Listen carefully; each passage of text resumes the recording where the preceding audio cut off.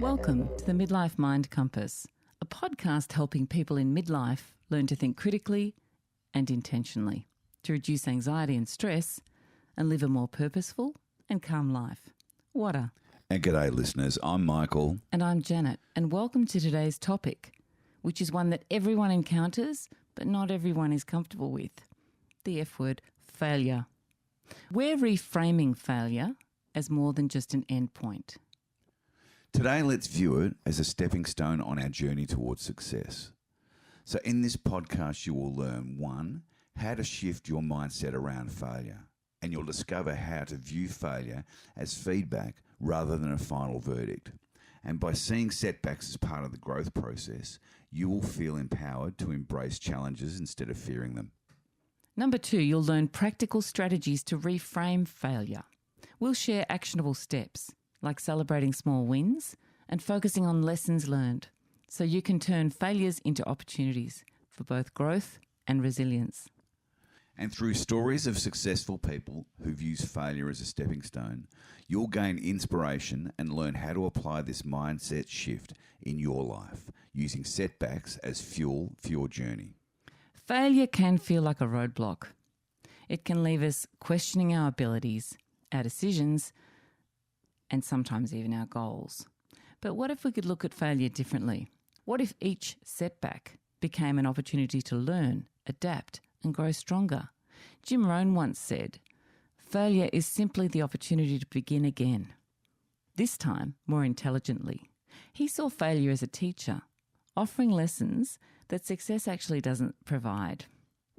So why does failure feel so big?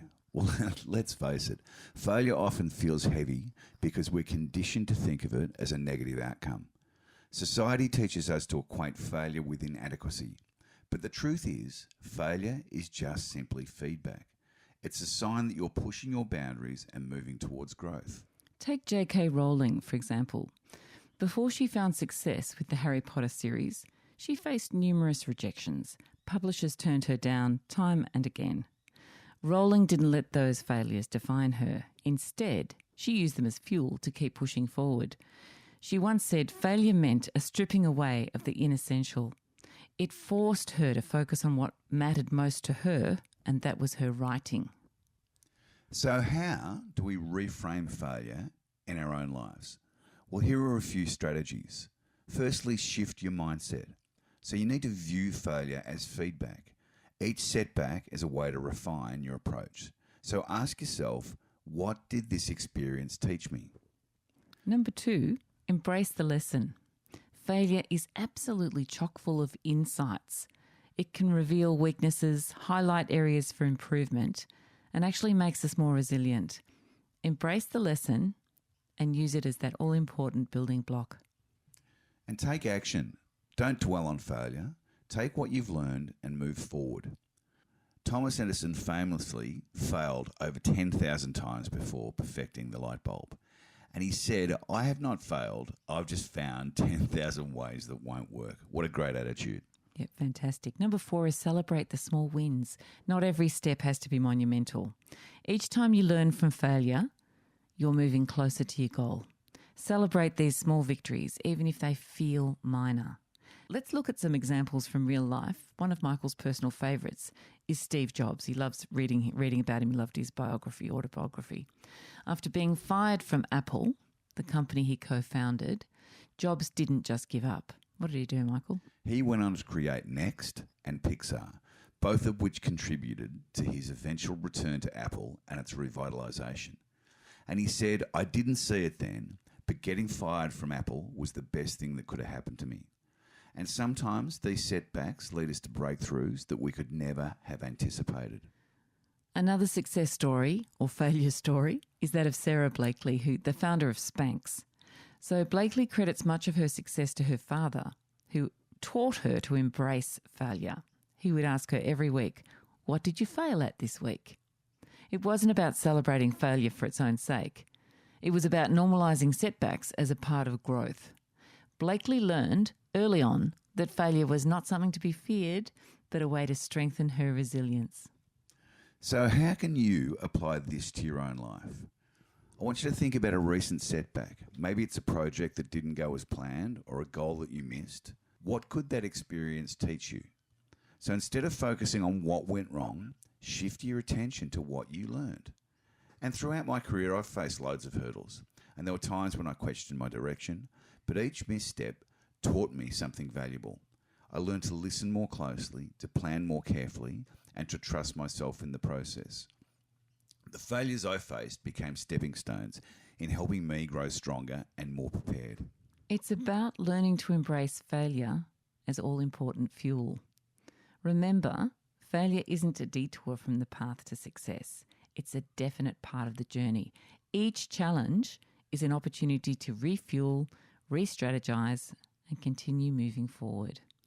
As the quote says, failure isn't the end, it's just a stepping stone. Make sure you use it to fuel your journey.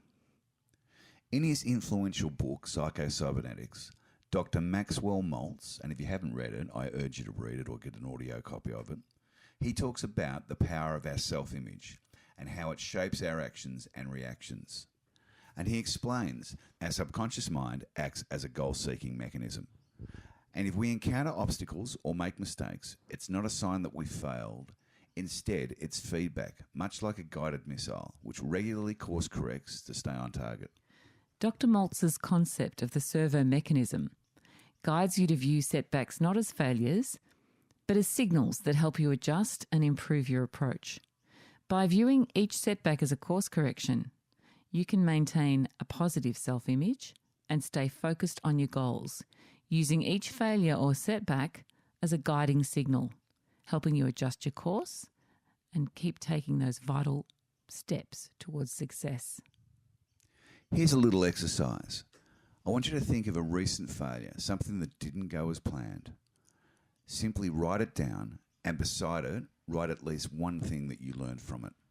If you make this a habit, you'll find that setbacks don't feel anywhere near as daunting as they have in the past, and it's not failure, it's learnings.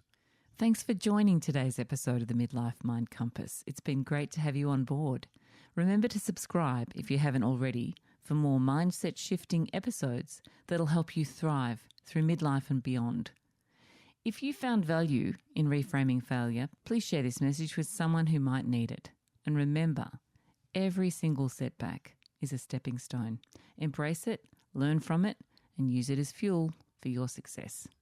Stay tuned for the next episode as we explore and unlock more tools for personal and professional growth. So until next time, keep setting your sail toward growth and let failure be a guide, not a barrier. Love and blessings. See ya.